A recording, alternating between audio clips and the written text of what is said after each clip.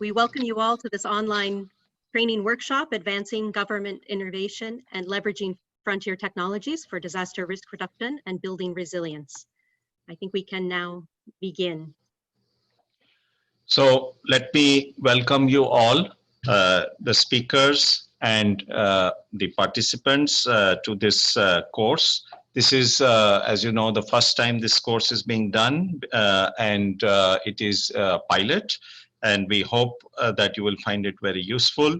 It will look at how technology can be used, how technology can be used for reducing disaster risks, but also in that way helping to make development more sustainable and achieve the SDGs. I'll be talking more later, so I'll end here and hand over to Mr. Bukyom Shim, the Head of Office of the UNPOG. Mr. Shim, the floor is yours. Okay, thank you, Sanjaya. Good morning and good afternoon, everyone. My name is Bogyun Shim, Head of UN Project Office on Governance of the Division for Public Institutions and Digital Government of UNDRR. It is my great pleasure to welcome you to this online training workshop. This is a joint training exercise in collaboration with the UNDRR GETI, the Ministry of the Interior and Safety, and Incheon City of the Republic of Korea. Since 2014, UNPOG has been providing capacity development support to member states in strengthening governance and leveraging digital government, including open government data for DRR. This training workshop is part of our continued efforts to support member states in DRR and building resilience. I hope you will enjoy this training workshop. I wish you a great success.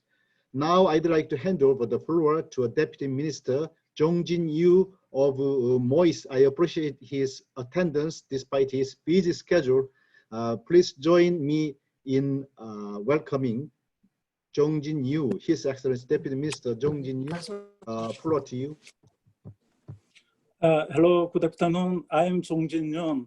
I am Deputy Minister for Public Safety Policy of the Ministry of Interior and Safety.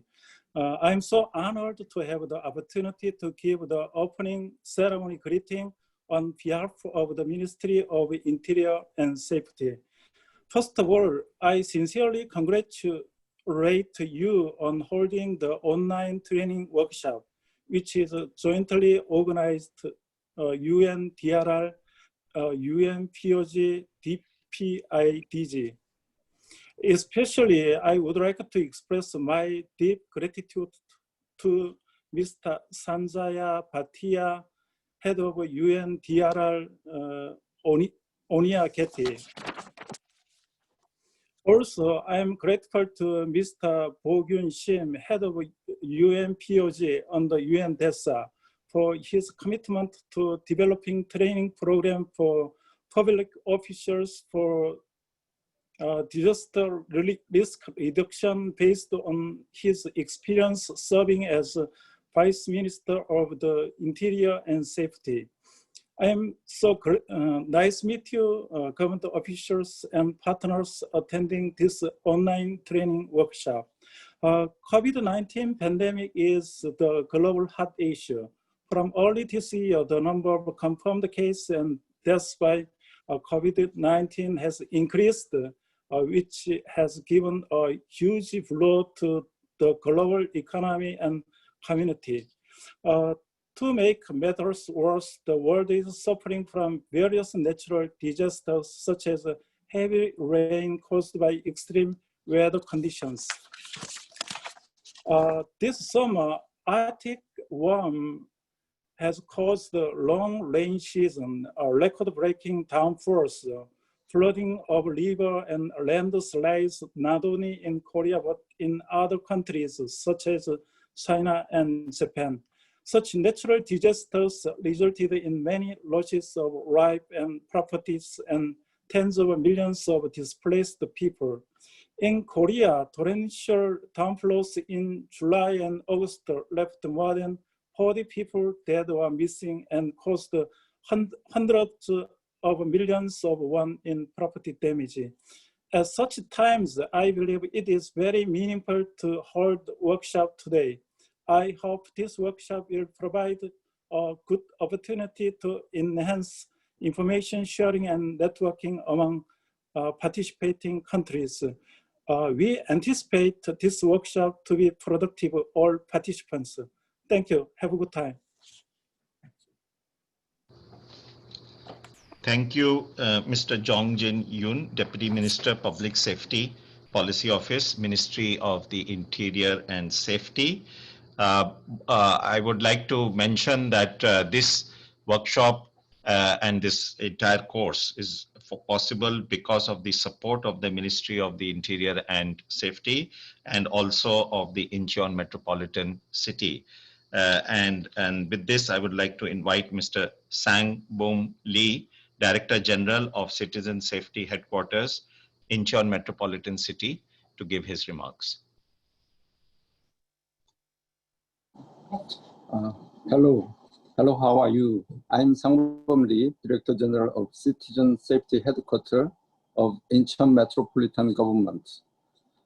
As we all know well, people around the world today are experiencing big disaster risks such as climate change, more specifically melting ice, heavy rain, famine, heat waves and bushfire, and notably the COVID-19 pandemic. So it is very timely and relevant that UNDRR, DPIDG, UNPOG, and UNDRR GETI jointly organized this online training workshop with the theme of advancing government innovation and leveraging frontier technology for disaster risk reduction and building resilience. Korea has been held up as an exemplary country in effectively addressing COVID-19 pandemic.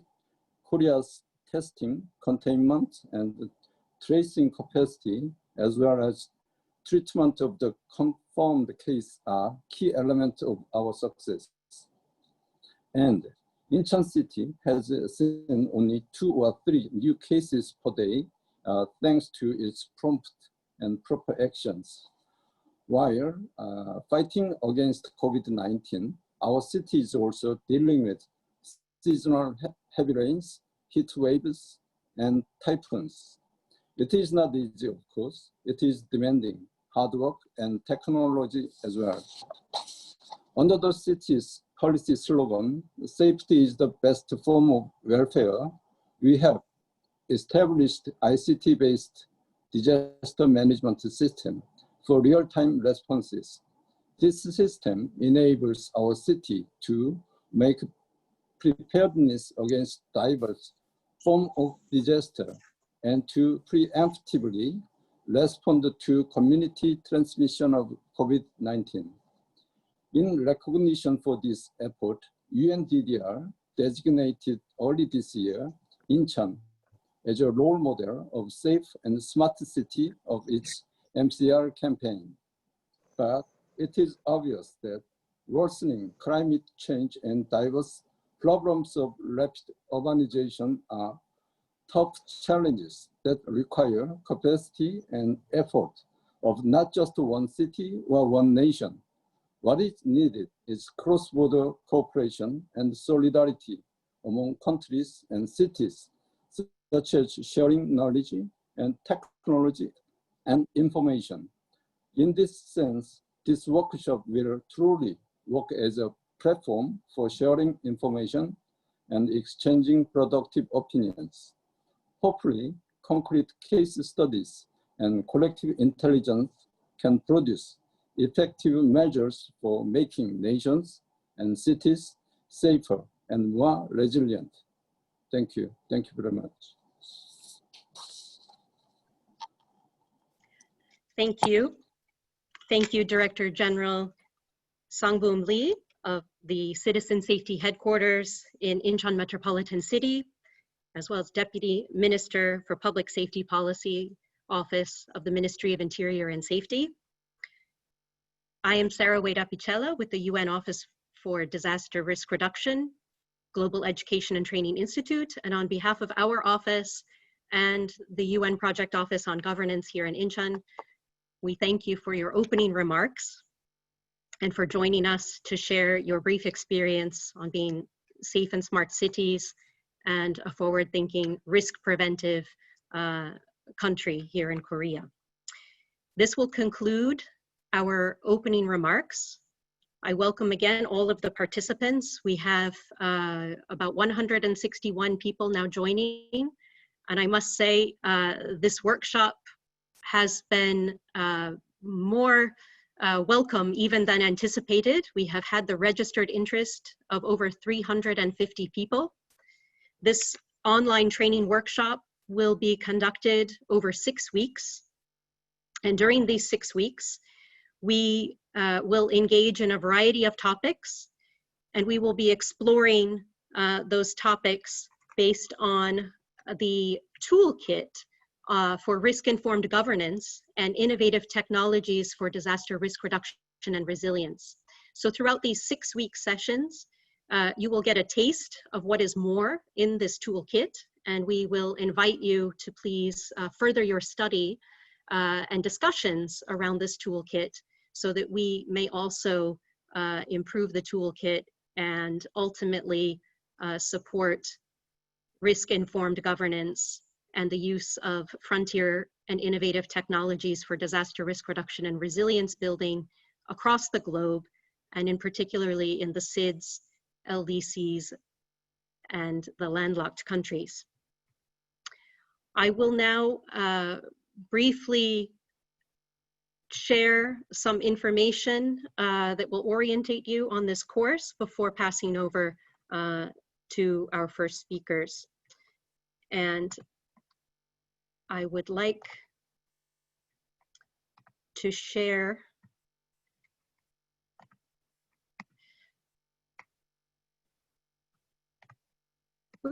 excuse me. Share a slide. So I believe by now you have all received the access to our workspace. So as I said, we have over 350 registered participants hailing from all around the globe. And so we will expect participation perhaps in as few as one session, perhaps all, but at least 4 of 6 towards the joint certificate issued by UNDRR and UNDESA. Again, it's 6 weekly 2-hour interactive sessions. We are a large group, so we will try to benefit as much as possible from your question and answer.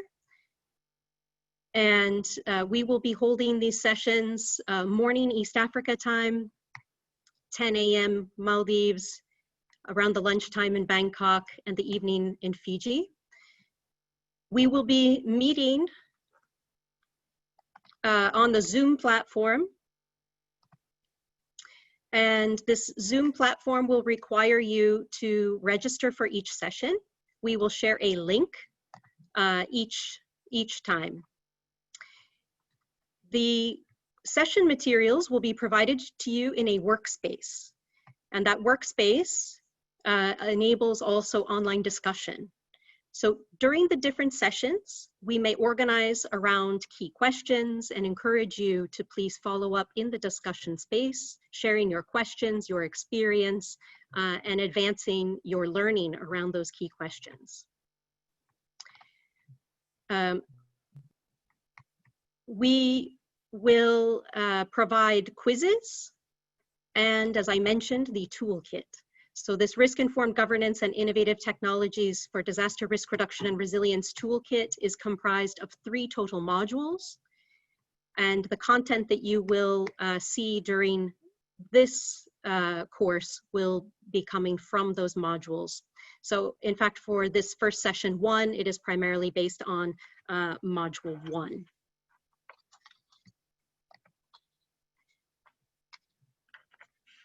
So we will explore in this first session risk-informed governance and its intrinsic link with achieving the Sustainable Development Goals, and look at how technology for disaster risk reduction can support risk-informed governance, but also action on the ground.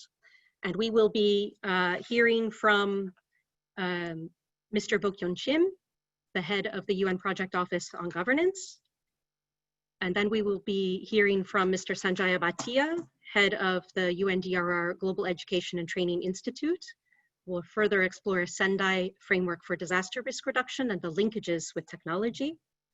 And then we will be inviting the country case of Korea and open up to share your experiences. So I ask you, please, you can feel free to announce yourselves, those that have already not done that, in the chat.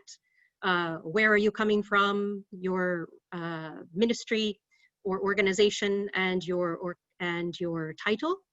And then throughout the presentations, you can feel free, please, to put questions to the speakers into the chat, and then we will be moderating later the chat.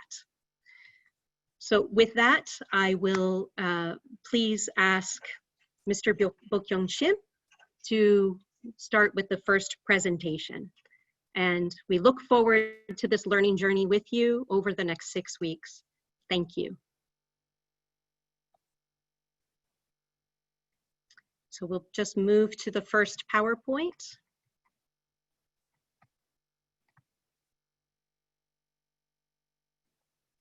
Great. Yeah. Thank you. Nice to meet you again. My name is Bokyun Shim, head of UNPOG. My presentation will be on risk-informed governance for disaster risk reduction and resilience. Please show the second slide. Do you know High-NIS law? The key point is that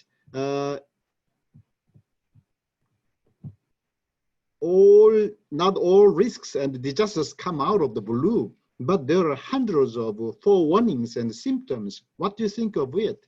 In my experience, I've seen a small event cascades, develops, influences what ends up being a significant issue. So when a leader receives a signal, he or she should get to work for risk assessment and timely response to the risk. For the effective management of the risk-informed governance should be set up and operational.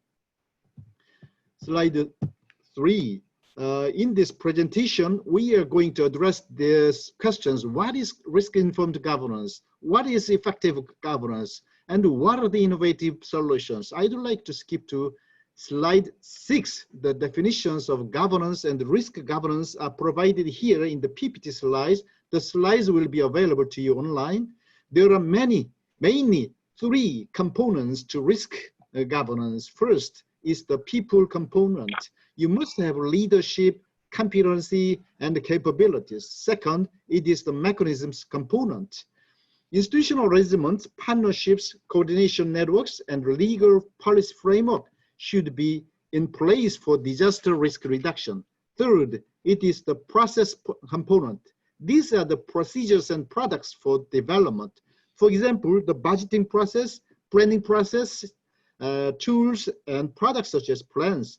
Next slide, please. Slide 7. Now, look at the Sendai Framework and risk-informed governance. The Sendai Framework calls on governments toward governance arrangements, risk-informed governance arrangements to implement it. Integration of various sectors and the levels of government is needed. Next slide, please.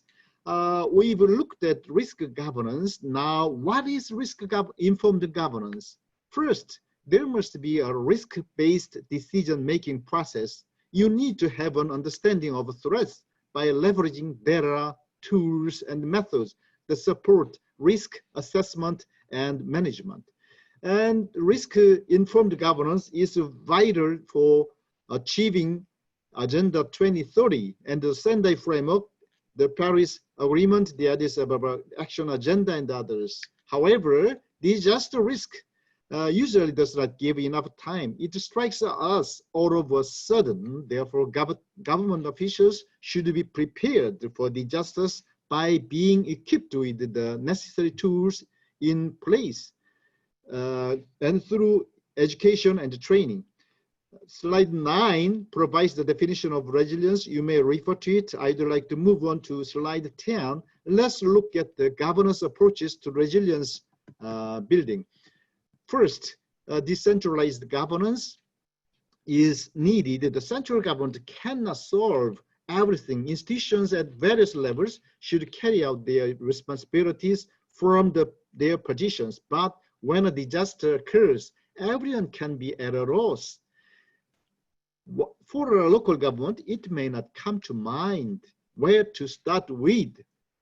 At this time, it is better for the central government with rich experience to provide professional help and coaching. In the event of a disaster, an urgent situation occurs, so it is good to have high-level officials of the central government next to the local government for quick communication and support. When I served in the government, I also have an experience traveled to a city where the earthquake occurred and helped them.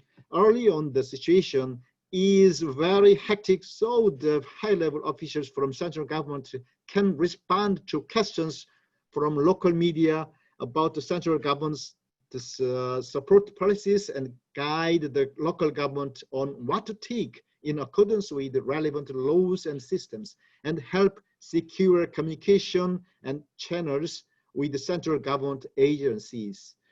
If the scale of the disaster is large and the scope of the area is limited, there are often cases in Korea where the prime minister or a minister has resided in the area for a considerable period of time. Second, multi-stakeholder governance is needed. Such a large number of institutions coming together can get entangled, and in the event of a disaster, any public institution alone cannot solve it. Collaboration, coordination, and integrated response between institutions, including public and private sectors, can lead to coming up with effective solutions to the risk. Third, participatory governance is required. The government's unilateral explanations and briefings alone will not be effective in securing public trust. A people-centered approach in which representatives of civic groups or ordinary citizens can participate in decision-making and express their opinions will be more effective in enhancing public trust. In the event of a new disaster that is difficult to predict, it is difficult to respond to a flood of public inquiries and share numerous data among agencies by phone. Rapidly creating a disaster-specific platform is of great help to public communication and interagency cooperation. First, community-based governance. Disaster is the biggest blow to the vulnerable and low-income groups. Even if they don't articulate an active voice, the government should actively listen to them and provide adequate assistance and care for them. Fifth, adaptive governance. This refers to a structured or iterative process of continual innovation, testing, learning, and adjustment. Governance is not to be rigid and must be flexible. It should be monitored, evaluated, and updated to constantly adapt to changing circumstances. Next slide, please. So what are the challenges to risk-informed governance? First, let's look at a people component. When a disaster risk occurs, the government officials should actively tackle the disaster risk with a sense of accountability and ownership before anyone else. But this is not the case in everyday life. Some government officials may try to avoid accountability. This results in greater risk, disaster risk, and greater loss of lives. One example is the sinking of the Seoul ferry in our country, 2014. The case is elaborated further in slide 16. This case shows typical failure in the people component. With the ship overturned, the captain jumped out to save only his own life. While making no effort to rescue the rest of the passengers, the Coast Guard, the agency responsible for the incident, failed to handle the accidents. Lifeboats, helicopters that arrived at the ship did not do their best to save the lives. Most of the civilian fishing boats did rescue work. The president and other command centers failed to properly control the accident situation to mobilize resources during an urgent period. The whole situation had to be watched sadly as the people sighed over the television broadcast. More than 300 people were drowned as a result. In the event of a disaster risk, if responsible persons show their ownership and faithfully perform their duties with a sense of ownership in their respective roles, losses and damages can be greatly reduced. These days, disaster risk management are not simple and are caused by complex issues. So there are many unknown causes. You must realize that there are many things that you don't know the cause. So you must get help from an expert on the unknown issues. In particular, political leaders should bring in experts inside or outside their organization regarding the issues to have them exercise professional leadership for practical responses. It is effective for political leaders to actively support the experts by mobilizing enough resources to address the risks. Leaders should be in the right position to decide and respond to risks immediately when they get a report on risk signals. However, if the culture inside the organization is rigid, internal communication doesn't work. And even if a risk signal is detected, managers of the mid to low level may not deliver them to the leaders. They might assess them at their own level and respond to the risks on their own.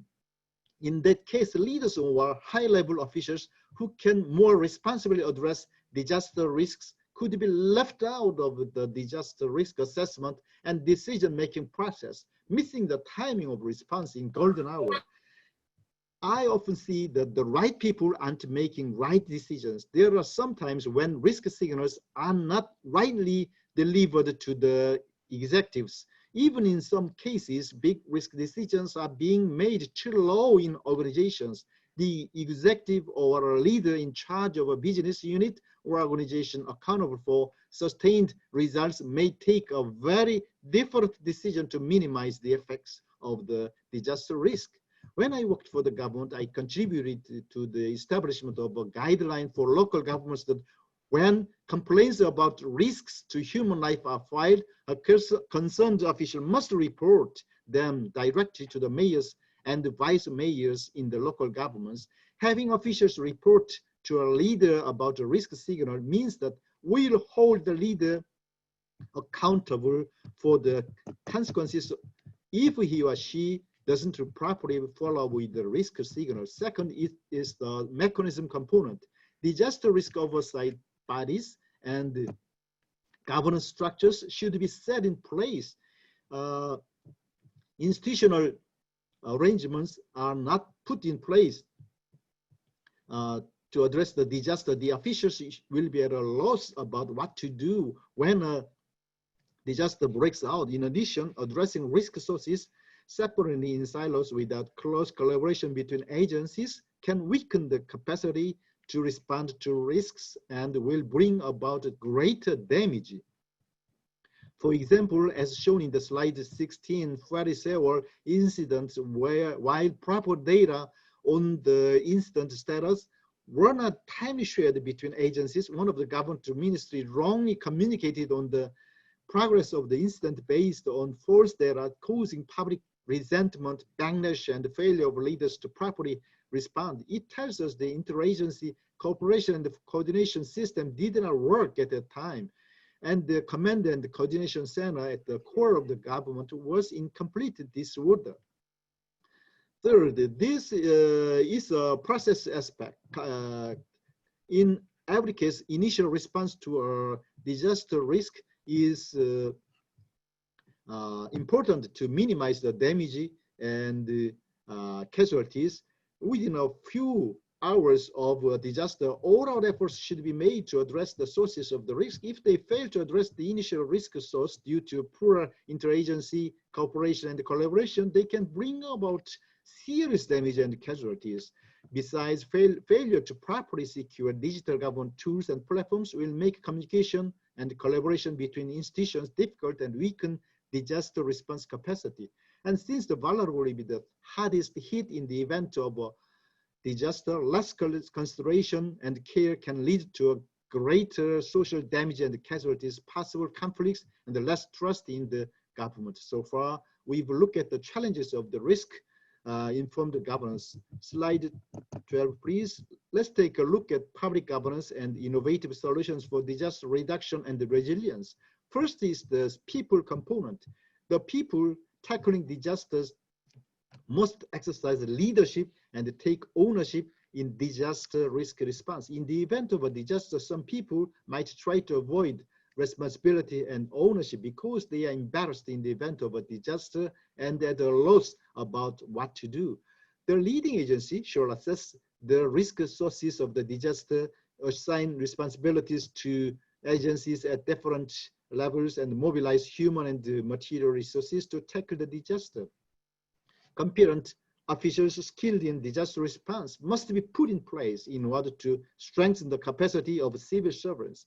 Regular education and simulation training should be conducted in preparation for the expected disasters. Moving on, effective communication strategy is needed. Effective and timely communication channels should be established and personal information should be protected in the process. Measures should also be taken to prevent the spread of fake news by immediately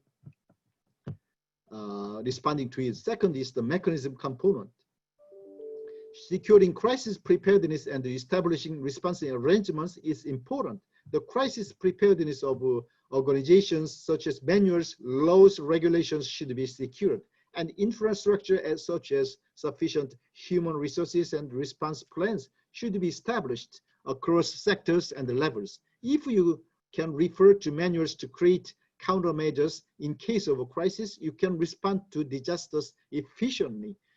Next, there should be effective coordination between national and local governments. Local governments which have a lot of on-site information and are strong in responding to field conditions, and the central government which can mobilize human and material resources should collaborate well to enable effective disaster response. Furthermore, stakeholder engagement in whole of society response is required. Governments should engage and collaborate with key stakeholders across the private sector, civil society, and academia. Disaster risks involve so much of the problem that it is difficult for the government alone to solve on its own. Active participation of the community and the volunteers is required, and the engagement of various stakeholders and care for the vulnerable population should be guaranteed at each stage of disaster response. Moreover, securing regional and international partnerships is necessary. Partnerships between the private and public sector should be informed to share technologies and innovative solutions. Most disasters occur across borders. Even if a disaster in one country is resolved, the risk of a disaster in the other country can be transferred to that country at any time. So it is good to share disaster risk information and expertise.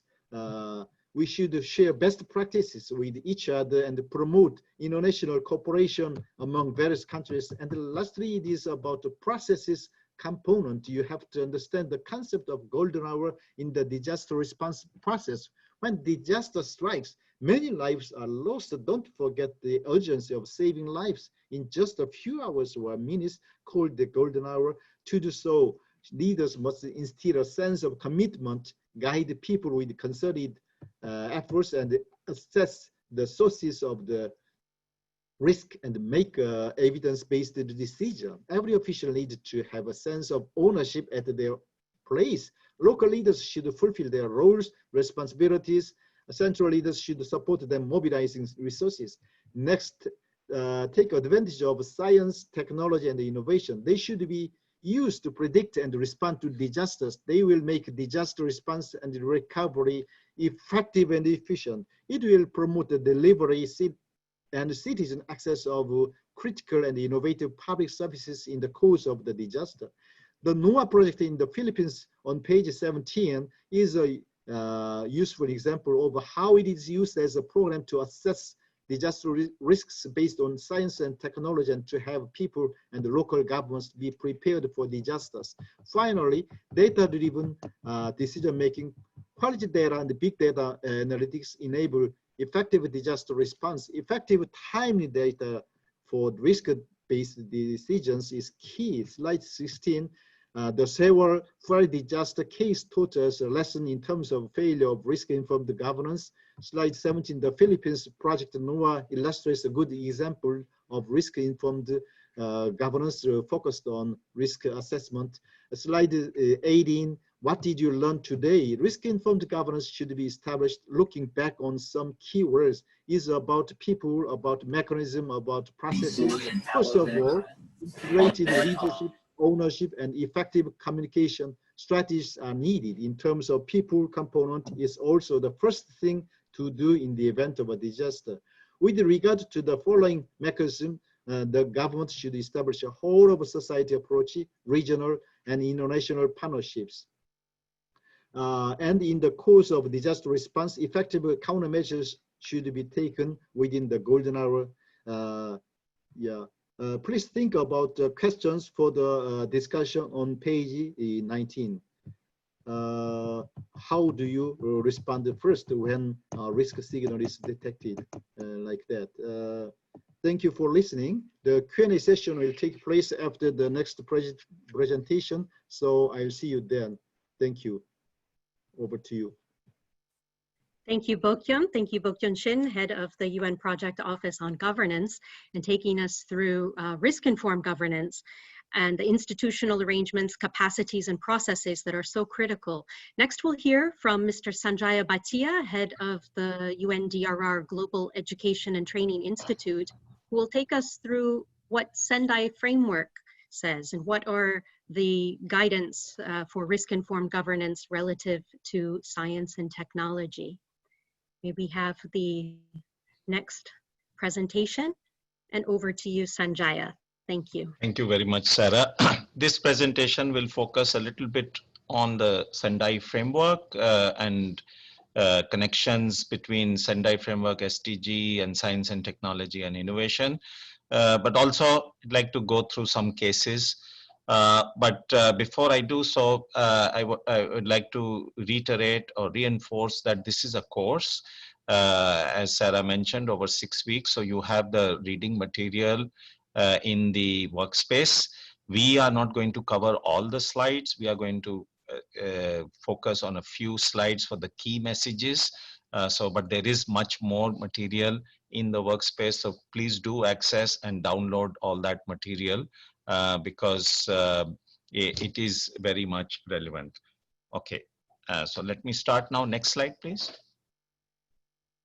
So I think many of you must be aware of the Sendai Framework. It is the global agreement which was endorsed by the UN General Assembly for disaster risk reduction.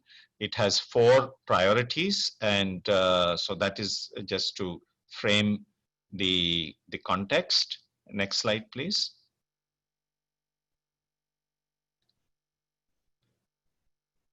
Next slide, please. Yeah. So the Sendai Framework has recognized the role of science and technology innovation in the implementation, and has asked for. Now, before I say anything further, the Sendai Framework was negotiated by the member states. So all the language, all the text in the Sendai Framework has been written by the countries. Member states are the countries of the United Nations. They have written this text. It has not been written by somebody and given to them. So this is something that they believe in. So they have agreed that risk knowledge should be science-based. They have agreed on the use of scientific methodologies and tools, and they feel that the products should be made available, and then they emphasize the interface, the interaction between science and policy. And I see from the participants here, many of you are involved in that interface where helping the governments and the scientific community to interact. Next slide, please. Now, UNDRR has a science and technology advisory group, and they have helped to develop a science and technology roadmap. This is an excerpt from there with the key expected outcomes.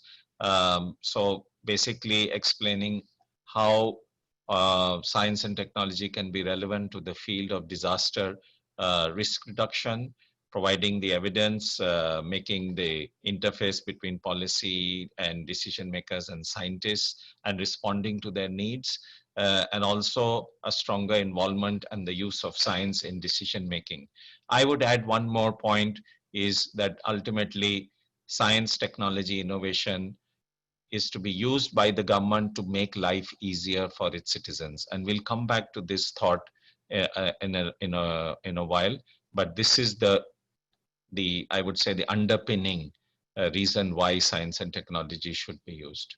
Next slide, please. So we have also the SDG or the Agenda 2030, the 17 Sustainable Development Goals. Again, the Sendai Framework and the Sustainable Development Goals and the Paris Agreement for Climate Change all are valid from 2015 to 2030. So this is a great opportunity to ensure coherence in the implementation of these three very important agreements and frameworks, and using science and technology for their implementation. Next slide, please. So for the SDGs, for the Sustainable Development Goals, there is a very clear interaction between the National Development Plan, which every country has, which is manifested in the annual budget and the annual plan, but also some countries have longer term plans, 5-year plans, 10-year plans, and so on.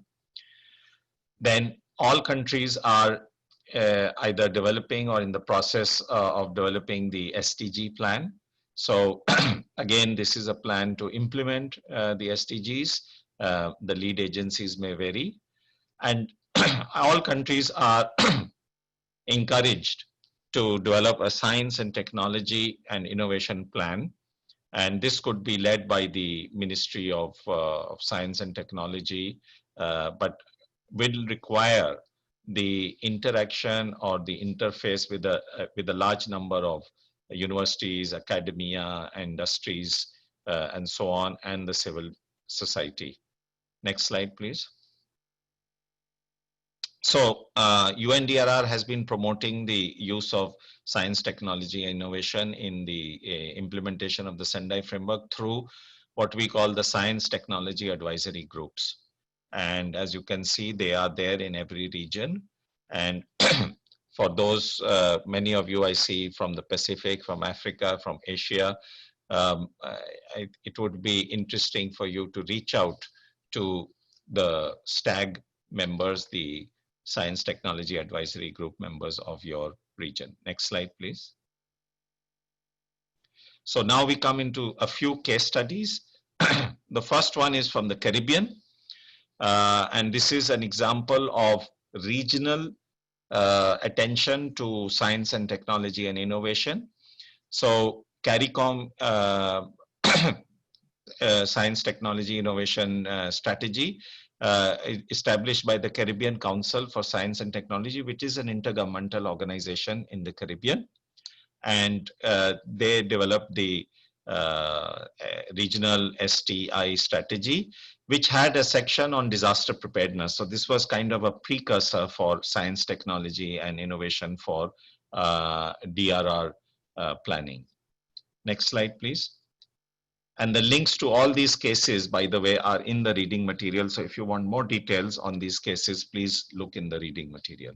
Another one from Africa. So this was developed by the African Union. It's the STI strategy for Africa. It was developed in 2014, so a 10-year strategy. Identified the priority areas, as you can see, the 6 priority areas in column 1. And the research areas were identified according to the context of the continent. But importantly, it also looked at the funding mechanisms of these research areas, looking at both internal resources but also international resources. Next slide, please. So at the national level also, there is the UN guidance developed for establishing the science technology roadmap, and many countries have developed a science technology plan for DRR, which helps to implement the policies, but also to align them with public health, with disaster management and other relevant policies. And as you know, from the COVID-19 situation, we have become very much aware how important it is to have intersectoral coordination and collaboration. And that's why the science and technology and innovation also needs to be treated as a cross-cutting issue going through all departments. These policies also can help strengthen research programs. So for example, just give you one example, the US launched Operation Warp Speed in the beginning of, in March to develop a vaccine for COVID, and through that research program, they channeled more than $1 billion, which has resulted in accelerating the development of vaccines, which should be out by the end of the year. So that's the role that the national STI policies can play. Next slide, please. So again, a case study from Kenya. This is the so this was based on the UN guidelines developed for the development of STI roadmap. And this was a pilot done in Kenya where they developed the STI for SDGs roadmap. And this was interesting because it was multi-sectoral. So there was the Department of Planning, the National Treasury, which is the finance, but also the Ministry of Science and Technology. So all the key relevant sectors were present in the development of the roadmap and also in the implementation since 2017. Next slide, please.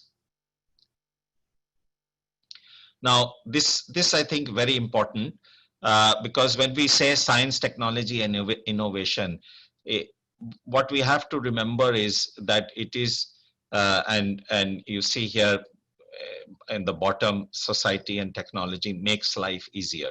So society should benefit from the applications of the technology, and it should end up making life easier for the citizens. That is the underpinning goal of using science, technology, and innovation. If it leads to something else, then it is defeating the purpose. But we'll come back to this thought again. Next slide. Now, one of the key means of implementation of science and technology is through the concept of e-government. So basically it means electronic government, and there are many applications. E-governance, which is the most common, where the services are provided. E-administration, where the government uses these kind of platforms for their own internal processes. E-democracy is where the government makes information, data available publicly, so bringing in transparency and more accountability. Next slide, please. 4 pillars there are for any e-government project. The people, number 1, the process, the technology, and the resources. I have underlined people and process because these are the key ones. If the process is defective, then it is of no use. So for example, trying to convert from an normal administrative mechanism to an e-governance mechanism means that we must re-engineer the government processes also. If the process was defective in the first place and we convert it into an e-governance process, then basically it will have the same problems that it had before. So when converting to e-governance, it is also a good idea to re-examine, re-engineer the government processes to see what were the obstacles, what are the constraints which were creating problems for the citizens, and to remove those obstacles and constraints so as to develop a good e-governance system. Next slide, please. So, and this is the point that I've been emphasizing, that e-government is not about e, but about government. So it's all about making government closer, more transparent, closer to the people, more transparent and more effective. And I'll give you an example. There are, I've seen in some countries where in countries which are developing countries, which have low bandwidth, low internet coverage, low literacy, and the government has been introducing a number of apps. Now, what happens is, now if a citizen is to use the app, first they have to buy a smartphone. So that costs money. Secondly, they have to have a data package, again costs money. And then only they can use the services which are provided by the government. So this is something that we have to keep in mind, that application of science, technology, and innovation is not about the tools. It's about the process. It's about how we can make life easier for the citizens so that they can access services more easily. And so perhaps digitization of records, for example, would be easier for people to use than go through the process of making apps available to them. So these are some of the questions to be kept in mind when looking at science, technology, and innovation options for e-governance. Next slide. So there are some, I leave this slide with you. These are a listing of how ICT can be used in disaster risk management, for prevention, for reduction of risks, for the preparedness, the response, and the recovery. So these are, of course, just an example of the ways it can be used. There are many more. Next slide, please. These are some of the global initiatives which are available. Go through the links, I would say, as your homework, and explore and see how this could be used in your context. Next slide, please. And so again, a case study from Mauritius. As I mentioned, all these cases are in your material. You can press the link and go and find more details. But Mauritius is a good example from Africa, where they have been able to establish this culture of innovation, linking all the departments with the people, having an open data system, and they have developed this Digital Mauritius 2030 strategy, which you can download again from the material. Next slide, please. So there are some technologies which we call frontier technologies. In the past, we could say frontier technology was the invention of the steam engine or the invention of electricity. So so these are frontier technologies are what they are known as general purpose technologies, means that they can be used anywhere, as opposed to, let's say, rocket technology, which can be used only in the space program. These are technologies which are pervasive. That means they can be used in any sector, any department. They lead to an improvement of life, and they are innovation spawning, which means they promote innovation of new products. So for example, when the steam engine was invented, it was invented for manufacturing or processing cotton, and then it was used for transportation, and then it was used for running the ships. So it spawned many inventions. Similarly, now we have Internet of Things, we have AI, we have big data, we have robotics, we have 3D printing, we have nanotechnology. All of these are frontier technologies which we can see will have some, can have a lot of impact in the way governments deliver services to the citizens. Next slide, please. So this is the last slide. Again, big data is one of those frontier technologies. There are high volumes of data now. It is said that we are doubling the capacity of the data we have every 40 months since the 1980s. And that's because of all the tools that we use now. We have mobile phones, we have computers, everywhere data is generated, but also stored. So the velocity of data generation is very high, and the variety is also very different. So we have audio clips, we have video clips, we have pictures, we have text. So all kinds of unstructured and structured data is now available. It depends on how well we can analyze this data and use it and apply it for, as is shown here, for achieving the SDGs. So, with this, I thank you for your time and open to questions at the later stage. Thank you. Thank you, Sanjaya. So now we've caught up on what all of the countries around the world have actually committed around the Sendai Framework for Disaster Risk Reduction with relation to the science and technology. And as a foundation, as its contribution to achieving the Sustainable Development Goals, and through the use of science and technology, this very important point of society should benefit the citizen and actually make life easier. So I think we will now move to our next presenter, who will then share the case of Korea, including some of the ways that technology for disaster risk reduction have assisted now during the COVID-19 pandemic. So I'm pleased to introduce Mr. Young-Hyung Kim, who is the Director General of the National Disaster and Safety Control Center, Ministry of Interior and Safety of the Republic of Korea. Over to you, Young-Hyung. Thank you, Sarah. It is a great pleasure for me to join this online training to share Korea's experience about leveraging innovative technologies for disaster risk reduction and building resilience in times of COVID-19 pandemic. Korea, next slide, please. Korea had to deal with unexpected situations like a surge of the confirmed cases in February 2020. After the 31st case was confirmed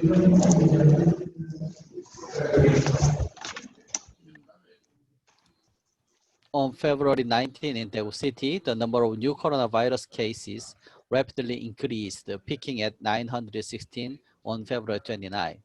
But Korea drastically reduced the confirmed cases and flattened the curve within a month, and has been taking various proactive measures to keep a stabilizing trend and return the society on a path to normalcy. Next slide, please. Today, I would like to share the Korea's experience, particularly focusing on the innovative technologies and the risk-informed governance. The Korea's successful response was centered on widespread testing, contact tracing, and rigorous treatment, labeled the 3T strategy.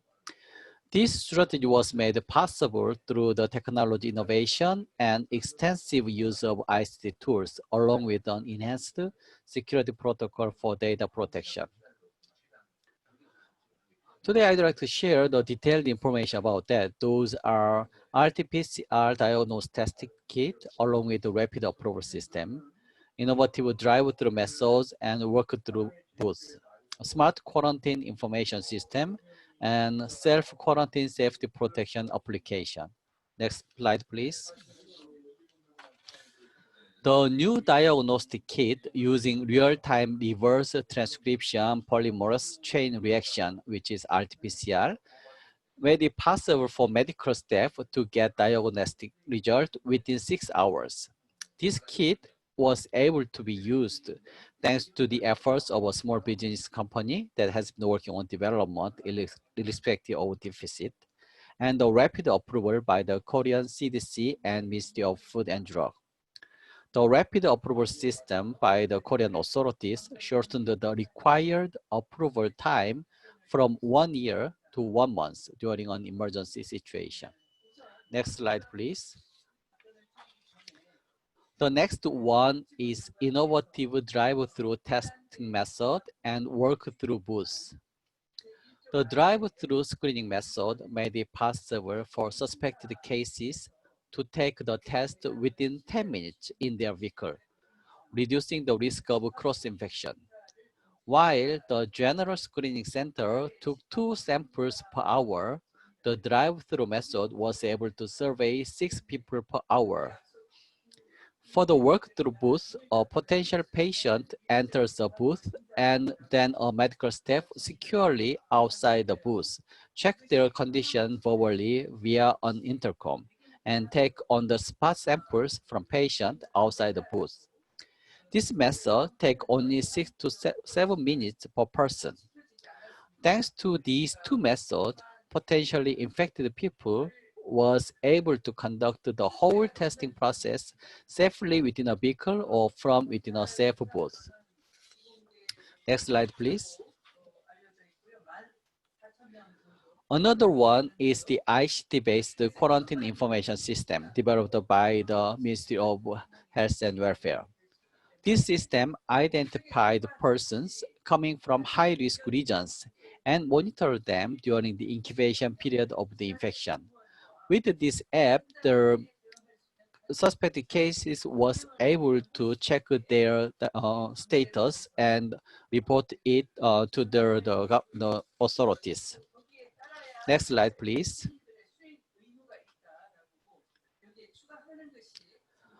The self-quarantine safety protection app was developed by the Ministry of Interior and Safety. This application was very useful to check on people who had entered the country and were in self-quarantine. With this app, the tracking of the phone's GPS location of the self-quarantined person could be done with their consent.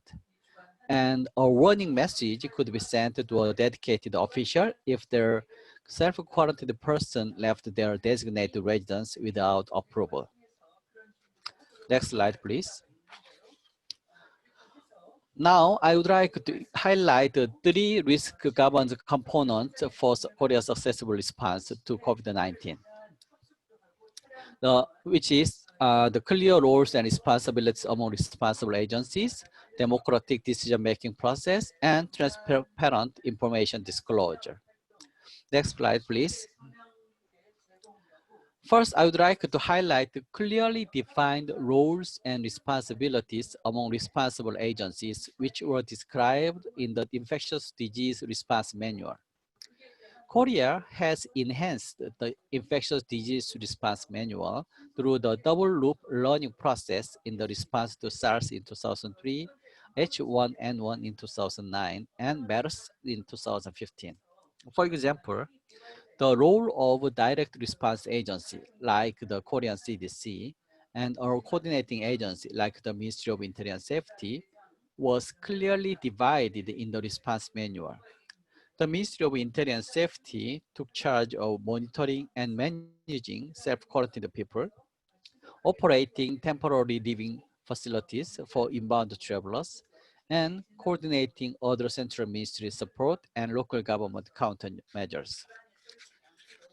Thanks to these efforts, the Korean CDC was able to serve as the command center to prevent and control the nationwide outbreak.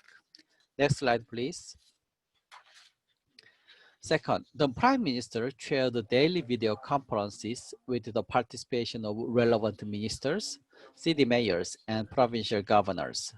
The conferences consisted of situational reports, various feedback sessions from participants, and debates about the expected problems and solutions. This democratic process helped to reduce the gaps between measures prepared by the central government and implementation in the field. Next slide, please.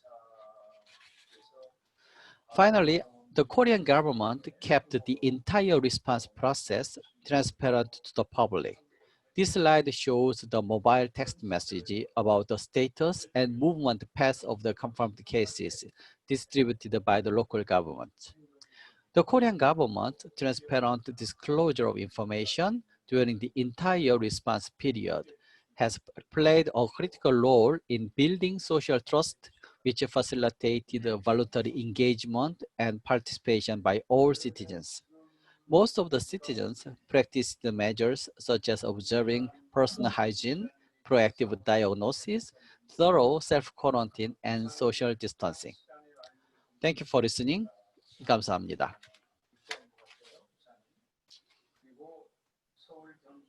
Thank you, Mr. Young-Hyun Kim, for sharing this very current and ongoing experience from Korea.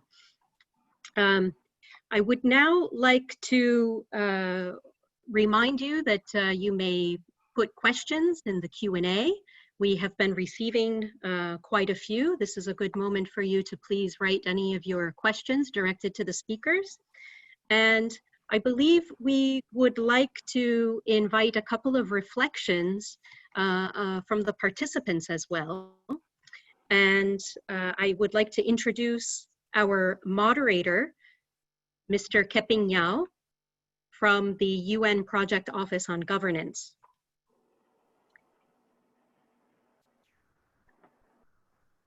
So I believe that we have Ms. Hafsa from Sudan.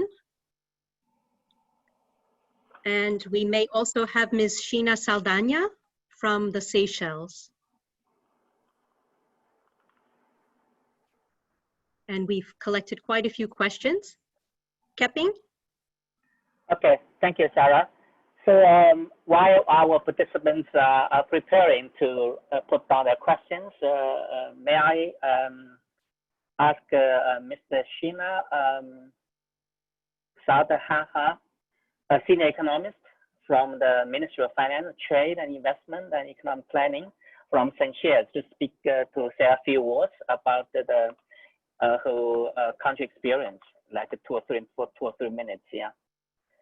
So Sheena, can you speak now? Hello, everyone. Yes, thank you. Go ahead. So here in Seychelles, sustainable development is enshrined in the Constitution. It pledges the commitment of the Seychelles people to partake in the sustainable economic and social development of the country. For a small island state such as ours, there are many challenges and obstacles in reconciling economic and social development and building our resilience in a sustainable manner.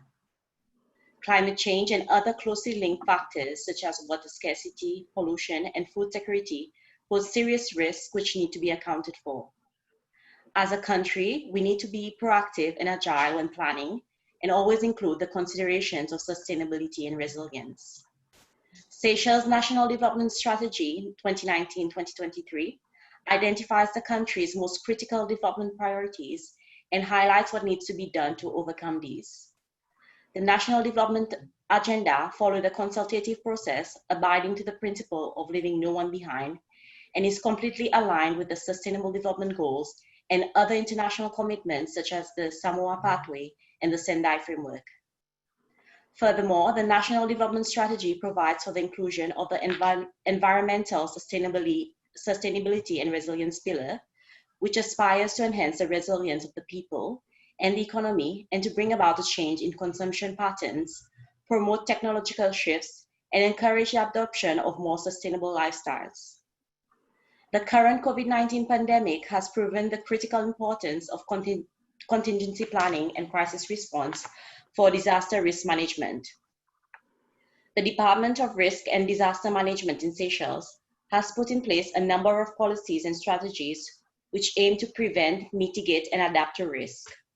Currently, we have a COVID-19 preparedness plan, which has proven to be successful to a large extent, given that Seychelles has had no community transmission to date. This plan has highlighted the importance of good governance and proper coordination between stakeholders to build and ensure resilience.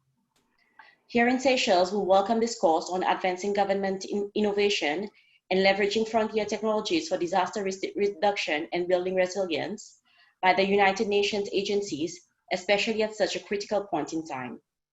We see this as an opportunity to enhance our governance in relation to all risk and also become more acquainted with innovative technologies for disaster risk reduction. We thank the organizers for inviting us to participate in this course, and we wish all participants fruitful deliberations. Thank you. Thank you, Sheena. Thank you so much to make such a good introduction about your current status and the importance of the DRR strategy, especially in the context of COVID-19, and also especially highlight the importance of good governance and also the innovative technologies for the DRR. Yeah, thank you. So now may I call Ms.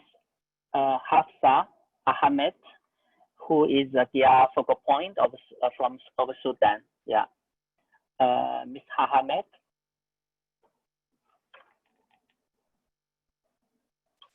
Yes. Hello. Hello. Go ahead. Yeah. All. Go ahead. Thank you.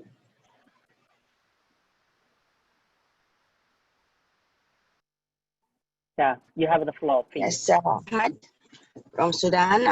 I'm a DRR expert. Thank you. Thank you for this is a very good. Sorry for coming late because we have a problem in Sudan here nowadays, and we have a problem in connection and inaccessibility of internet. Sorry for that. As you know, there is the importance of DRR and building resilience is very important for sustainable development. And here in Sudan, we have a national policy for DRR. We formulate this national policy for DRR with support from IGAD. As you know, this is Intergovernmental Authority on Development, and Sudan, one of IGAD countries in the East Africa region. IGAD support us for mainstreaming, for developing this national policy for disaster risk management. And this policy consider all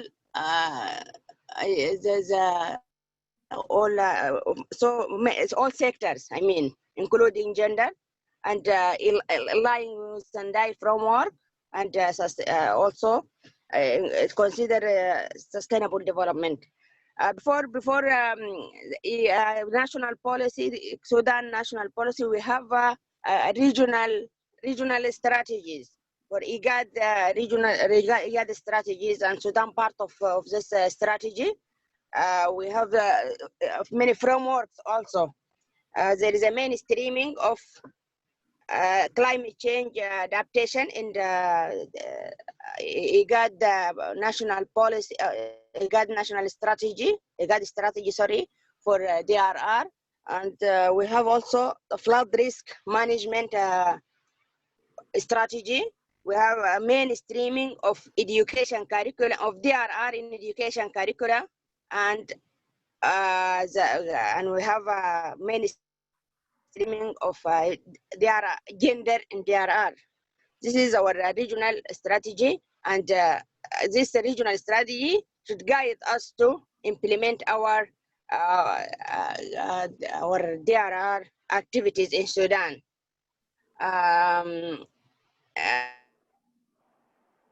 In Sudan here, for DRR, according to our policy, it is validated, not yet endorsed, because as you know, in the last 2 years, we have a problem in the government, and now there is a new government established in Sudan, and also we have a good progress in implementation of this policy strategies. Also, we have sectoral strategies in DRR. It's like all sectoral strategies consider DRR in their strategies, but not yet to formulate the the unified strategies for DRR. Also, we have good mechanisms, coordination mechanisms, have an early warning committee, and also we have early warning units in Sudan since 1986. But our challenge here in Sudan, the DRR is reactive oriented. It's not proactive oriented. No, now we try to shift from reactive to proactive according to the global frameworks and global agenda.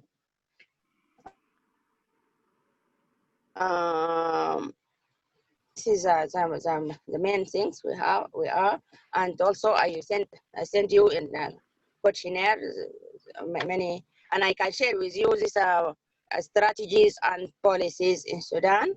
I think that is all. Thank you so much for your opportunity, and over to you.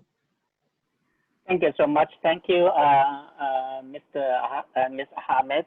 Yeah, so you really make a very good, how to say, very comprehensive introduction. What is happening in Sudan, especially your highlighting the importance of to take a proactive approach, and also you also introduce a governance mechanism. It's very kind of very informative remarks for us. Yeah.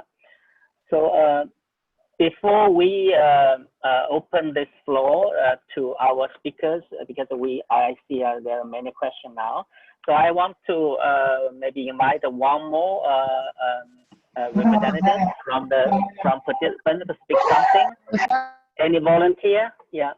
So any volunteer? Maybe Indonesia. Any volunteer to speak something? No. Okay. If no any volunteer to speak about your country experience, now I would like to invite our speakers to answer some questions that are raised by our participants. So the one question is for Mr. Pokyung Shim. It's about the question is, let me see. Yeah, Pokyung, the question is. This question from Krishna. Banadu, how to improve risk-informed decision-making with limited risk assessments and difficult terrain where technology use is limited. Yes. Yeah, I'd like to respond to your question and welcome your question. It is a very good point. As for the risk-informed governance, I stressed the three factors. First of all, people component. Technology is included in the process component. I think if the technology is developed, it would be good. But even if it is not so much developed, we can solve deal with the disaster risk successfully. I think if people with accountability and ownership address the disaster risk, they can make it. I think if all the stakeholders should collaborate and cooperate together, then they can address the disaster risk successfully. I think that is the most important point. I think even if we have invested a lot of money on digital government and also and used many ICT technologies, sometimes in the developed country also they can fail in addressing the disaster risk if the people component is not rightly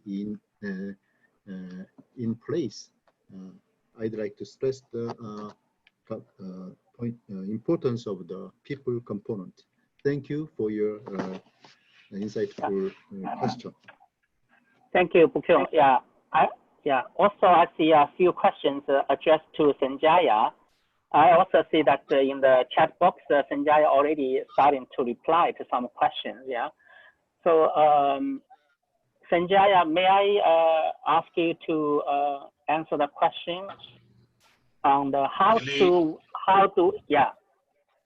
address the SDI DRR/DRM in a country where a big number of the population is still using non-smartphones gadgets and where internet boundaries. Okay. Yeah. Thanks. I've already replied. I replied to all the questions which were addressed to me in the chat. But I think this question is quite good. So I've answered it in the chat already. But I think the point here is that in most countries, especially in the developing countries, we see low bandwidth, less coverage of internet, and poverty, as a result of which people cannot afford data packages, they cannot afford smartphones. So what is more important is that the government should make available the services through digitization. So for example, payment of bills, payment of taxes, things like that can be done not through apps, but through centers, service centers. So and a service center can create employment. It is easy to establish.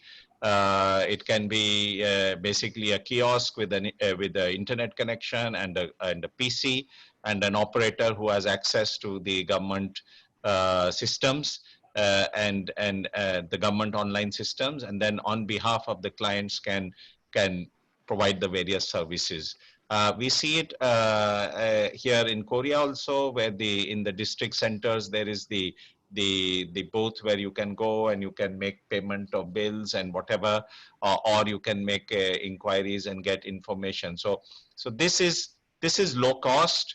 I've been involved in a project like this a long time ago in 93, 94 in India. So these are things which can be done. And that's why I was saying in the presentation also that the route of having apps makes things more difficult. It is more important that the government provides through e-governance the service centers, through the service centers, the services. That would be more helpful and easy to use for the society. Over. Thank you, Sanjaya. Also, I see a few questions addressed to Mr. Yongdong Kim about the Korean case. Yeah.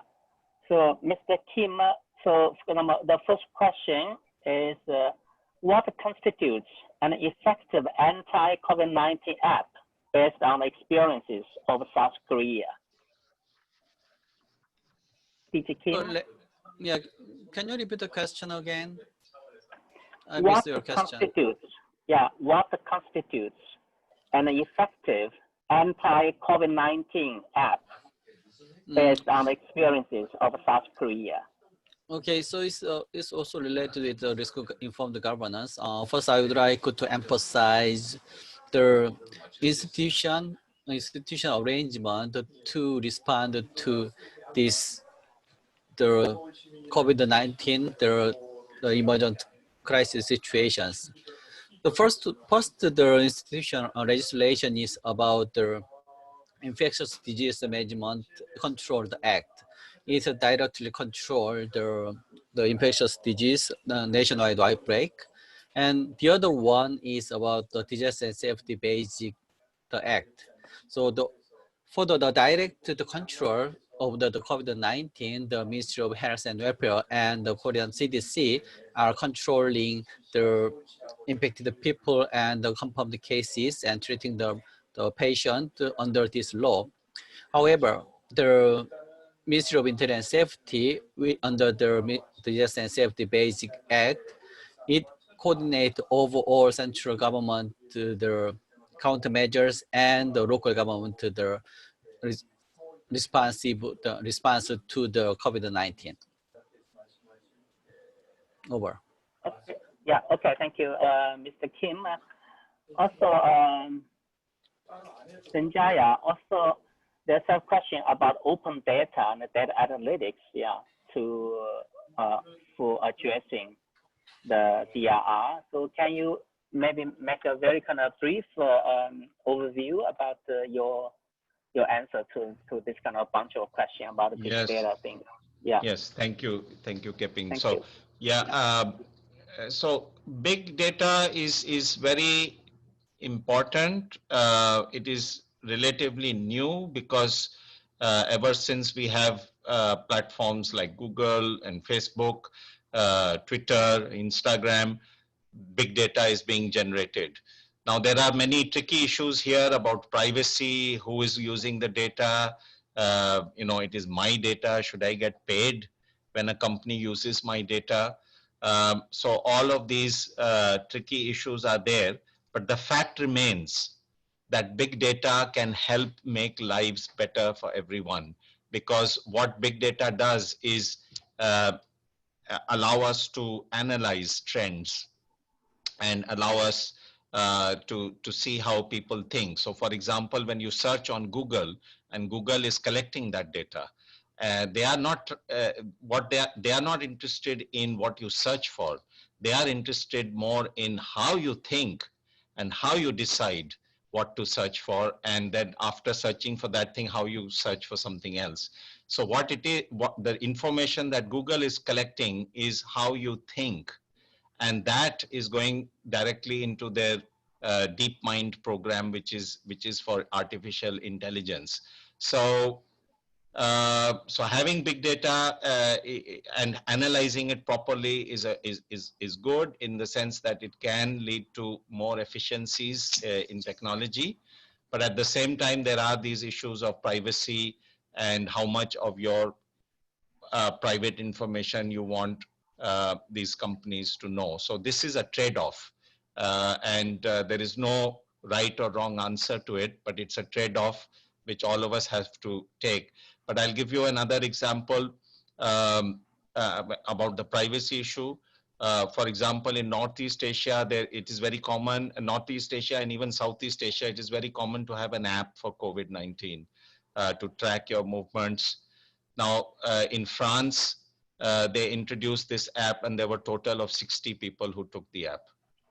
So something which is acceptable in East Asia is absolutely not acceptable in the West. So it's also cultural.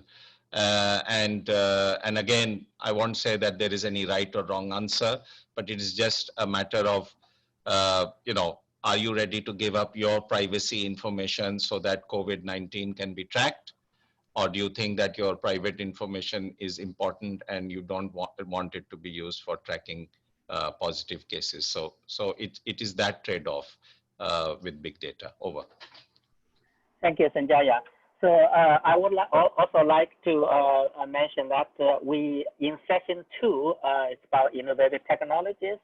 And I think in session 4 of this kind of training workshop, we also have session 4 on data and digital government. So we'll also talk about this kind of data and data analytics. Yeah. So we will address more for these issues in these 2 sessions. Yeah. So next question, I would like to invite Bokyung Shim, the head of UNPOG, to address. The question is from Nepal. His question is that how to synergize the Paris Agreement, SDGs, and the Sendai Framework at the national level and implement effectively at the local level. I think it's more or less about how they're localizing the strategy. Yeah. So Bokyung. Can you please unmute your speaker? Yeah, thank you for the insightful question. And after that, I will respond to the question. And after that, there is another question from Sekinat Ola Bupo. What capabilities are needed to make sure there is a cross-sectoral effort to reduce disaster risk and enhance resilience? I will respond to those two questions. Now we know Paris Agreement and Addis Ababa action. If we want to localize those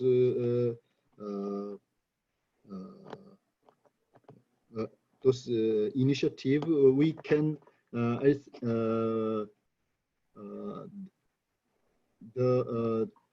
SDGs, and including SDGs, we should classify, and we should make a lot. We should assign the tasks to the local government and other local area actors, and then we can. The central government can make a guideline to give them a guideline to implement those kind of agreements and actions. Then we should empower them with the sufficient resources, and then we can monitor the whole process of implemented by the local governments, and then we can evaluate the results, and then we can give them incentives to them after the result.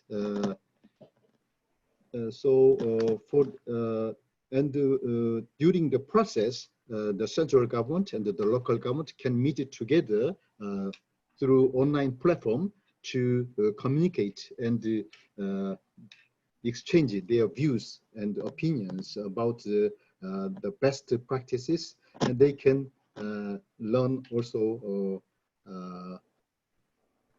very excellent practices through in the peer level, and then we can increase the progress of the actions. Yeah, I think the national to local government, if they coordinate and collaborate together, we can make progress. Especially is science and technology and the digital government tools would be very effective in communicating and in implementing those actions. And then for the questions about the how to make sure the cross-sector collaboration, I think I stressed the point, the mechanism,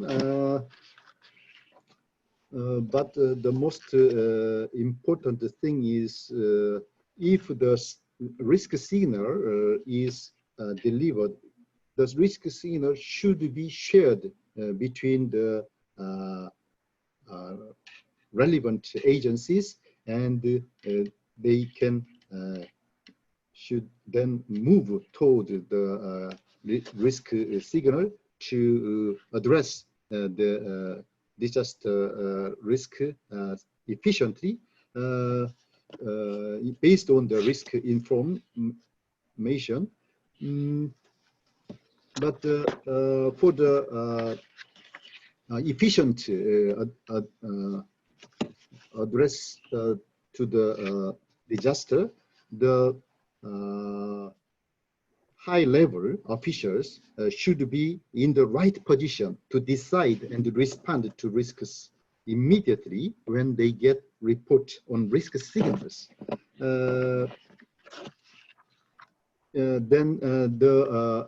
And also if the disaster risk is just local level, then local government leader should respond to the disaster risk effectively. The central government should empower them with sufficient resources.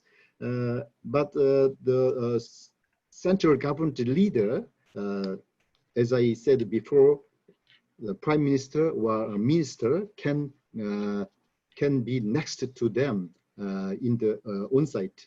So then they can support their decisions, and they can support in terms of human and material resources. So the leader should be deeply involved in collaborating and in cooperating each other between leaders, national leaders and the local leaders.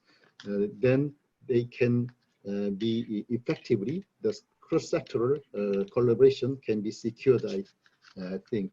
For that case, as Yong-Gyun Kim said before, the Korea has showed, the country case has showed that the effective organizational structure to address the COVID-19, such kind of the expertise part and the support part can be collaborate each other, then they can cope with the crisis effectively, I think. Thank you for your insightful questions. Over to you. Thank you. Yeah, thank you, Bo-kyung. I see also another two questions from the floor to Mr. Kim, Jung-Kun Kim. Yeah, the question is about what role did the interagency coordination and multi-stakeholders approach played in the control of COVID-19 in South Korea? Mr. Kim. Okay, thank you, JP. I would like to highlight three important components about this interagency coordination role. As the Mr. Shim already mentioned, and in my presentation, I already explained in the clear roles and responsibilities among responsible agencies is very important to respond to COVID-19. The first one is the roles and responsibilities are described in the investigative response manual and will be effective in the disaster emergency operation centers. So under the Prime Minister's lead, the Ministry of Health and Welfare and the Korean CDC will take charge of the control the nationwide outbreak, and the Ministry of Interior and Safety will take charge of the coordinate and coordinated all interagency consultation and the PEN government support to the respond to the COVID-19. And with these clear roles and responsibilities, the Prime Minister will make a democratic decision the process whenever there is a new risk emerged. And regarding the technology side, the Korean government developed two types of application. One is the smart quarantine information system, an application developed by the Ministry of Health and Welfare. Those apps could support the suspected cases or the confirmed cases that can check their status regularly and report it to the Ministry of the Health and Welfare and Korean CDC. And the other application is about the safety protection application developed by the Ministry of Interior Safety.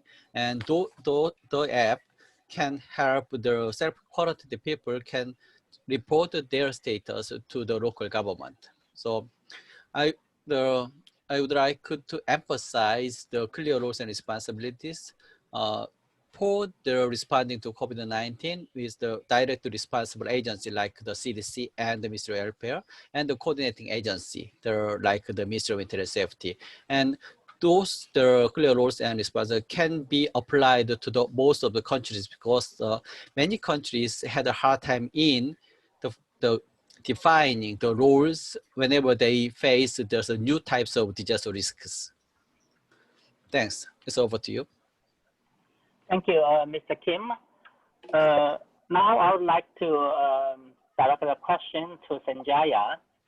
The question is also very kind of important question. It asks about the role of the youth. So what the question is, what will be the role of the youth as an agent of change? Thanks. Yeah. I already answered in the chat, but let me repeat that it is the youth. Well, firstly, the youth are more comfortable using technology and apps than many other people, especially senior citizens and so on. So the youth can help in ensuring that what the initiatives under e-governance or the STI initiatives of the government are easy to use and will reach everyone, so leave no one behind. Also, youth can help in researching new apps, new methodologies, or new applications of the frontier technologies, so that they can help the citizens.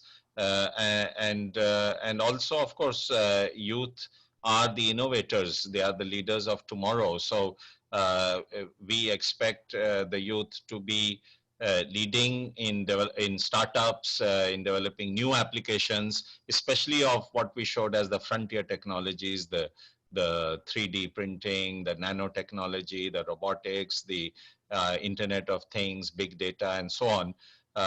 You are the people who can help to develop the applications which can be used to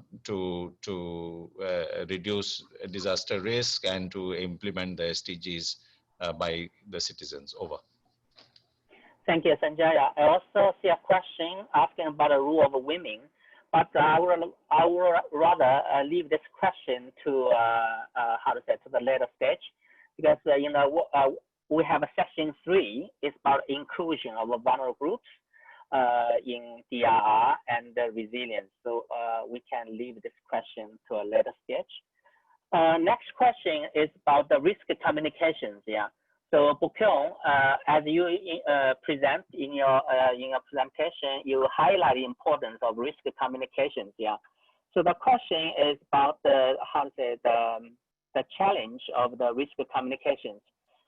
Even though we use the digital platforms to communicate information about disasters, the challenge is the timeliness of delivery, especially if it is delivered through local communications or regular networks. So how do we efficiently monitor the level of each of the different platforms used for risk communication? Okay, yeah. Can you unmute your speaker?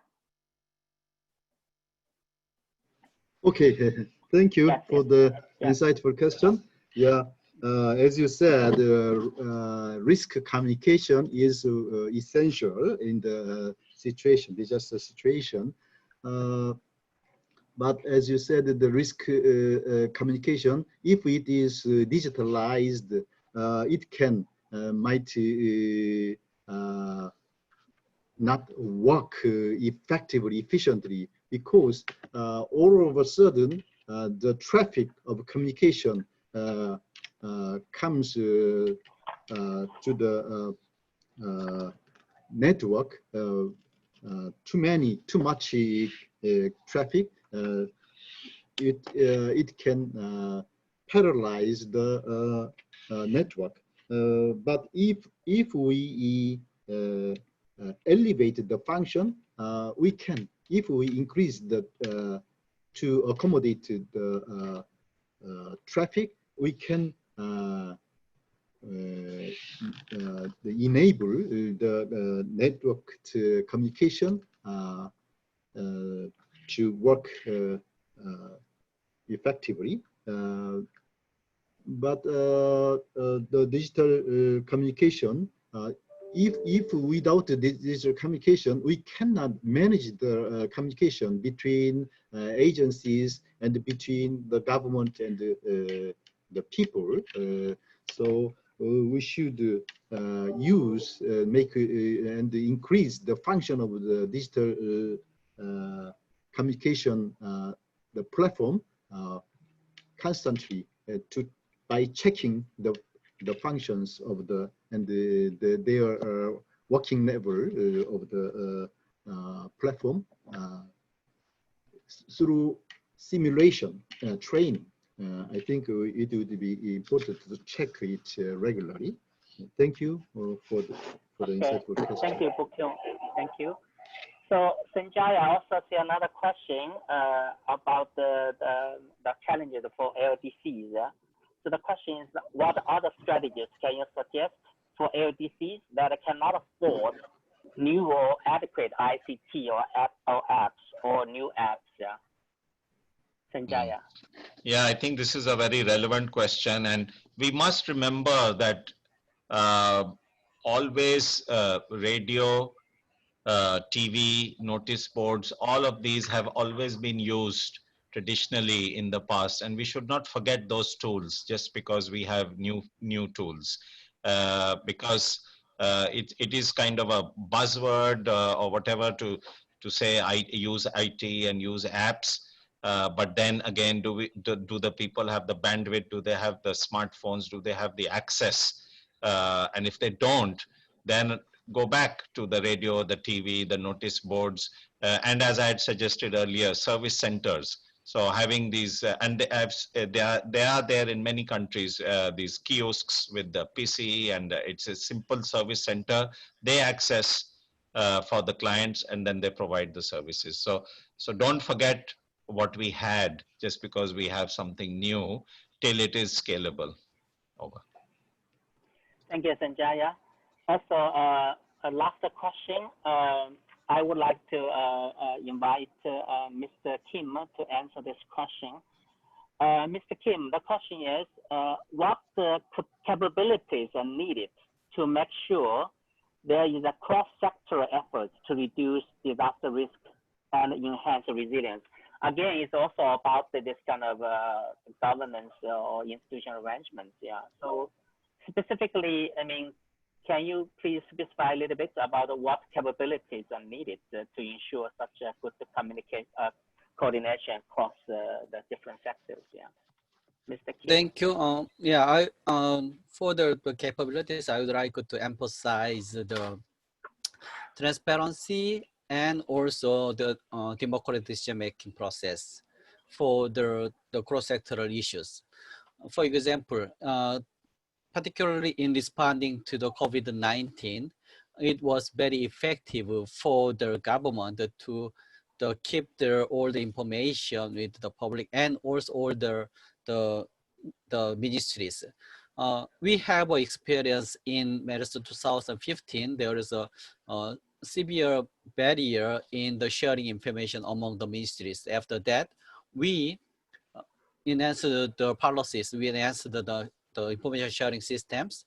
And after that, in this COVID-19, whenever the KCDC received the new information from the overseas countries and particularly in the Chinese authorities, the KCDC shared this information with other ministries, particularly with the Ministry of Interior and Safety.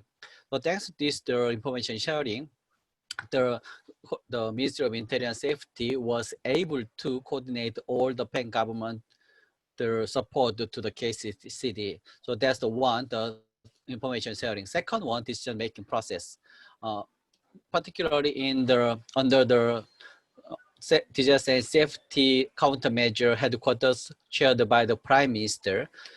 The Prime Minister chaired a daily video conference with participating with all the ministers and the local government officers, the mayors and governors, and also experts. With this daily video conference, the Prime Minister led all the inter-agency consultation process. And with this decision-making process, he was able to sort it out, able to sort out all the emergent problems. So I'd like to emphasize the second is the democratic decision-making process. The last one is the coordination. It's a multi-sectoral, multi-cross-sectoral coordination. The Ministry of Interior and Safety took charge of all the coordination issues. With this support, the KCT was able to focus on the control of all the nationwide outbreak. So I'd like to emphasize the information sharing, along with the transparency and the democratic decision-making process, and also in the coordinating agencies, the role for the supporting the direct responsible agencies. Thanks. Thank you, Mr. Kim. Yeah, thank you. So now I'll close this this question Q&A session. So please be as my colleague Sarah in the very beginning has mentioned that we open this we have this workspace for the communications among us. And if you have any questions, we can. Yes, Hafsa. Do you want to say something? Sorry. I raised the issue in chat, but you didn't respond to it. The issue of using space technology. Okay, so hello, do you hear me? Yeah, I didn't catch. You see, just I want to reflect something. In Sudan, we use the. Hello, do you hear me? Yeah, go ahead. Yeah, yes. Yes, you see, in terms of the using of space technology in DRR, yes, we use the space technology. We have challenges in this space technology due, as you know, the sanction, and this sanction is hindered all our activities in regard of space technology. So we benefit a lot from IGAD system. We use it in for forecasting and but even GIS tool software, we couldn't use it as a formal. We use it as an informal way. So we have a big challenge in this space technology in terms of software and apps. Even this Zoom application, we couldn't.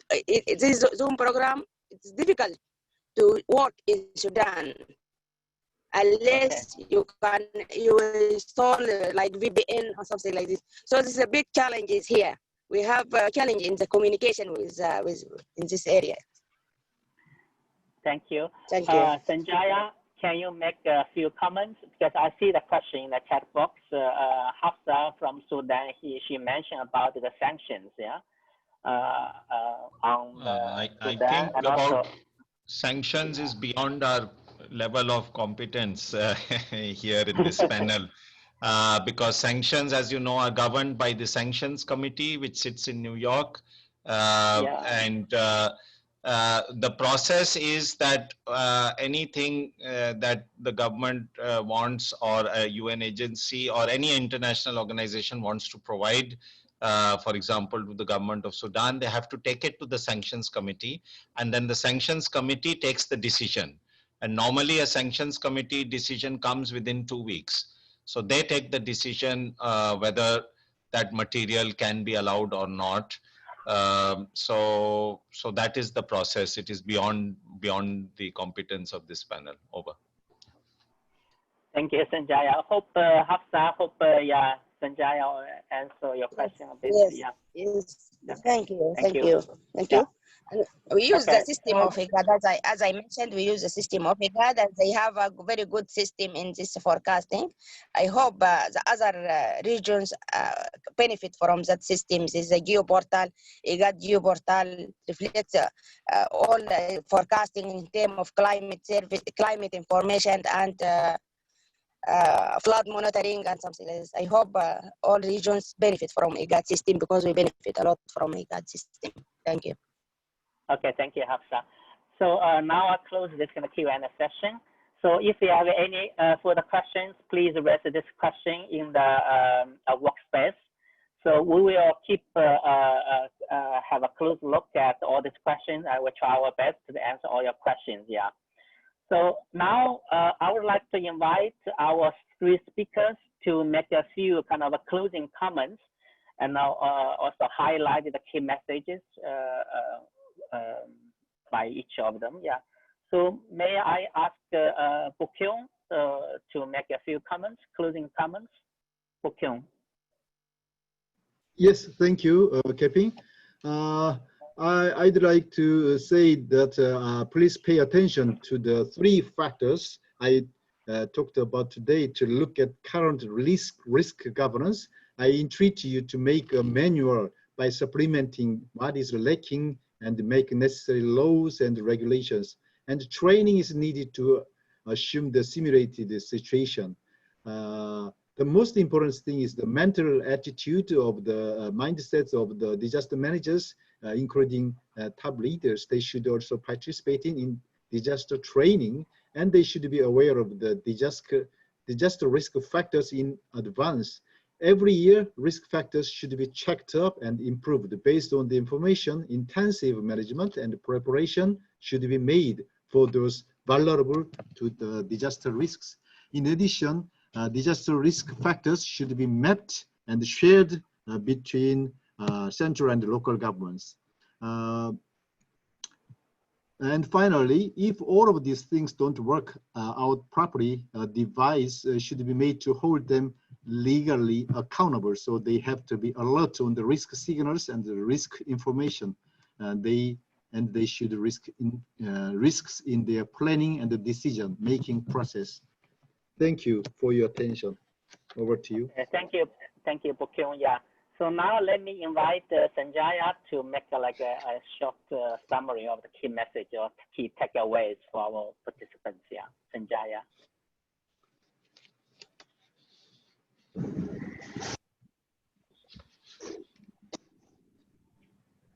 Sanjaya.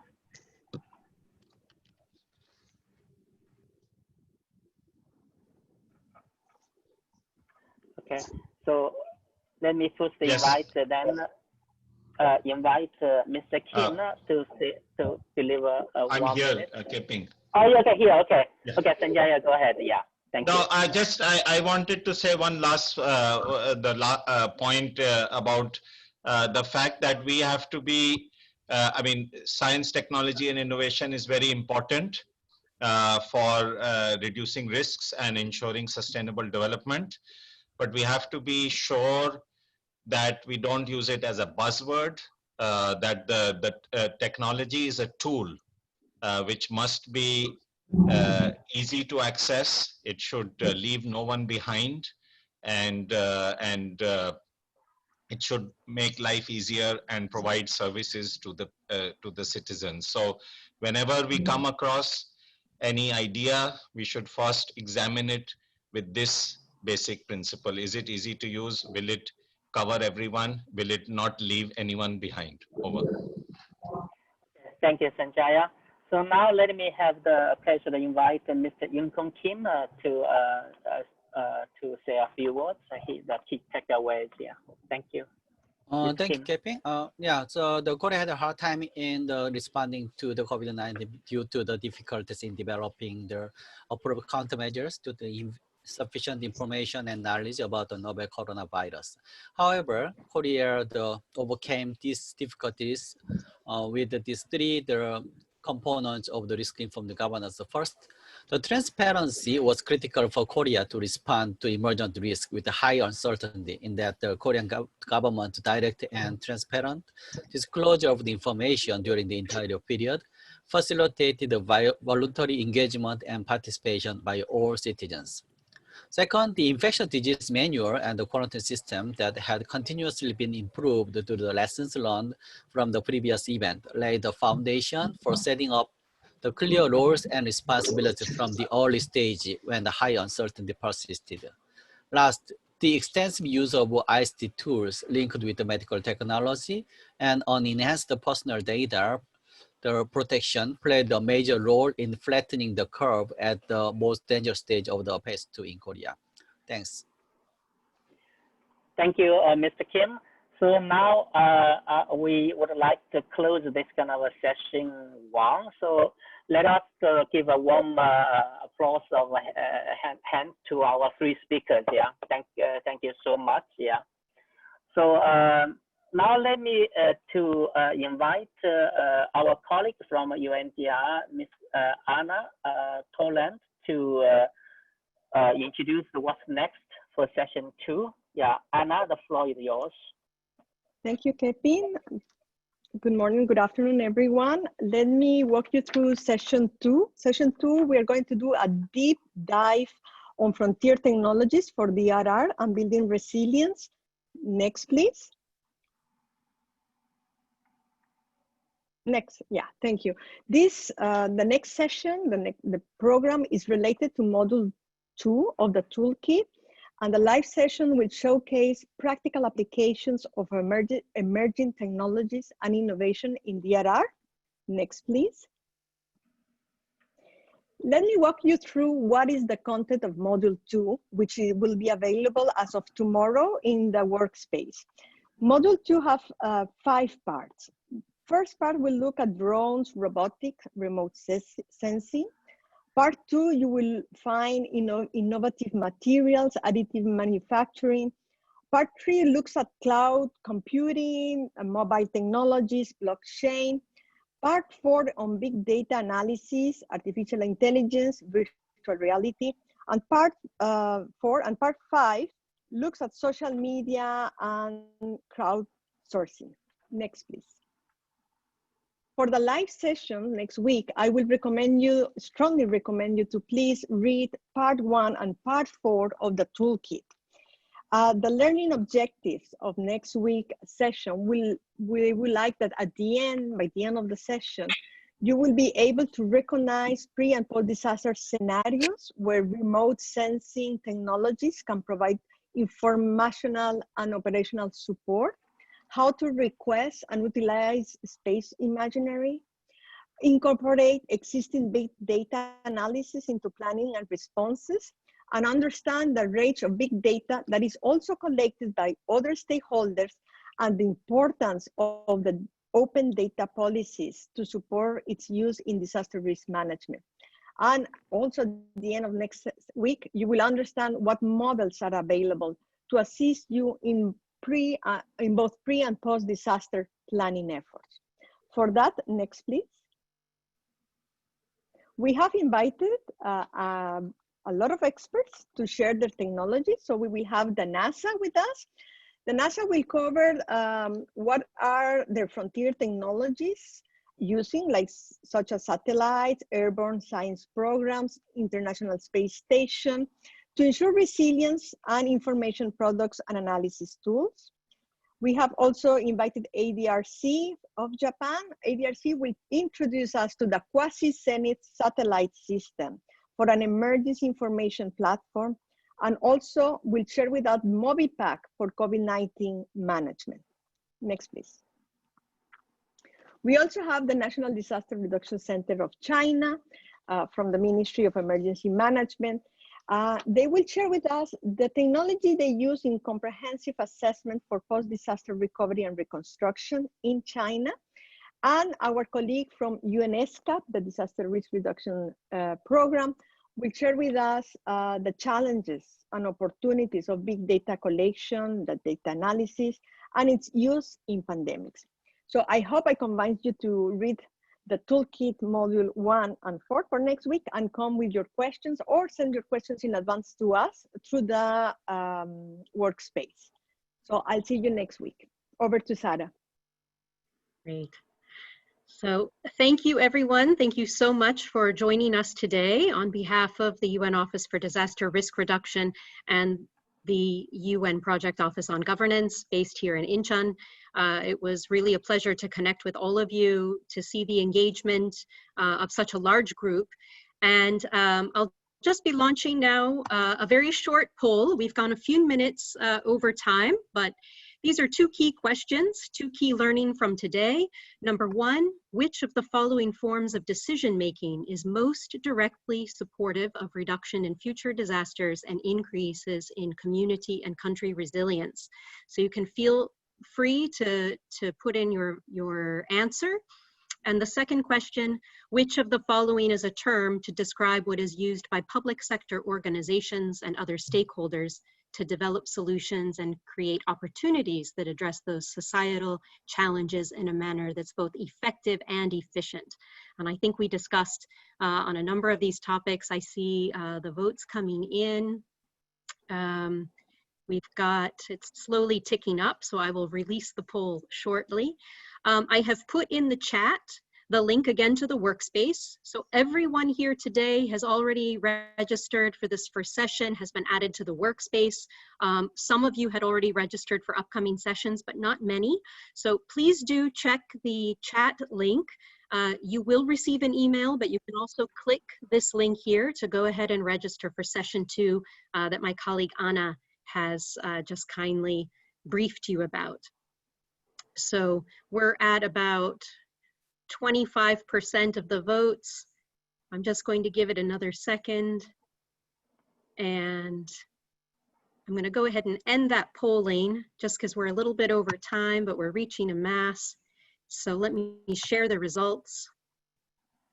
And indeed, the final results where the majority have come in to answer are the correct answers. So risk-informed decision-making and governance are our answers. Now, questions like these can be found actually related to the toolkit information. So again, I invite you to go to the workspace to check out the session files for these online workshops, as well as the full toolkit. The toolkit for Module 1, which was covered today, is now available. And we will make further quiz questions available to you throughout. So thank you again for your time, your good participation and attendance. And we're just a bit over, so I think we'll end it here. We wish you all a very good night, good afternoon, good morning, wherever you are. And we will see you next Tuesday. Thank you very much. Bye-bye.